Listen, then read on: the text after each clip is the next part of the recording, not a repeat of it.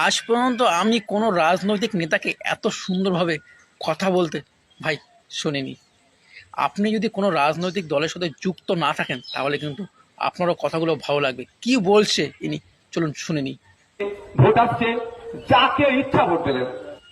যদি ভালো না লাগে তার জন্য নোটা বলে একটা সিস্টেম আছে, একটা বোতাম আছে, যে এই কোটা প্রার্থীর ভালো লাগে না, আমি নোটাকে দিলাম, ঠিক আছে দেবেন।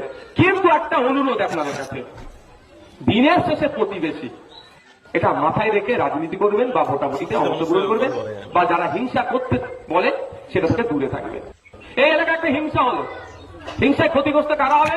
নওশাদ সিদ্দিকী হবে কি আমার সাথে? মমতা ব্যানার্জি হবে? শুভেন্দু অধিকারী হবে? কেউ হবে না। শুভেন্দু অধিকারী যেখানে আসে 3 ঘন্টা টাইম লাগবে, মমতা ব্যানার্জি যদি আসতে চায় 2 ঘন্টা টাইম লাগবে, নওশাদ সিদ্দিকী যদি আসতে চায় 1.5 ঘন্টা টাইম লাগবে। ততক্ষণ যার ক্ষতি হওয়ার হয়ে যাবে। এসে কি বলবে মিডিয়ার সামনে? এটা উচিত হয়নি, একদম নয়, ছেড়ে কথা বলবো না, এছাড়া এর বাইরে কিছু বলবে?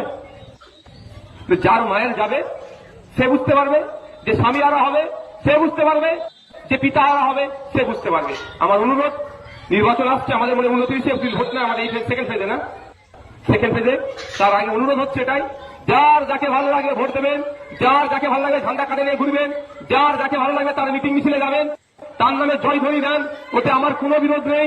অনুরোধ এতটুকুই, তার নামে জয় ধ্বনি দিতে গিয়ে আমি আমার পাড়ার কাকার ছেলে, মাসির ছেলে, পিসির ছেলে, ফুকুর ছেলে, খালার ছেলের সাথে হিংসাই মারামারিতে জড়িয়ে পড়বো না।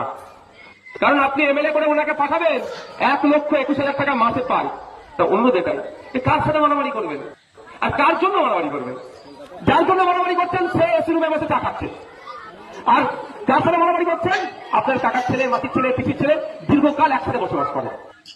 অনুরোধ এটাই আপনাদের কাছে, যেদিন দেখবেন মমতা ব্যানার্জি, নওশাদ সিদ্দিকী, শুভেন্দু অধিকারী, মোহাম্মদ সেলিম সাহেব নিজেদের মধ্যে মারামারি করছে, সেদিন আপনারা মারামারি করবেন।